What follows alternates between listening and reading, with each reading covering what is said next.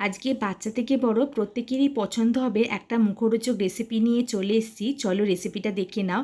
এখানে 4 টুকরো মতো সিদ্ধ আলু নেওয়া হয়েছে। এবার আলুগুলোকে গ্রেটারে গ্রেট করে তার উপরে নুন ছড়িয়ে আর 4 চামচ মতো কর্নফ্লোর দিয়ে আলুর সাথে কর্নফ্লোর ভালো করে মেখে নিতে হবে। মাখা হয়ে যাওয়ার পরে হাতে একটু সাদা তেল মেখে এইভাবে গোল গোল মণ্ড তৈরি করে নিতে হবে।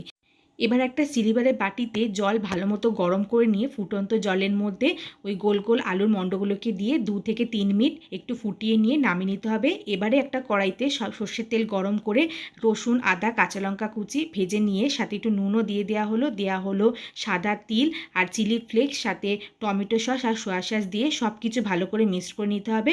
আর সাথে একটু কাশ্মীরি লঙ্কা গুঁড়োও দেওয়া হলো।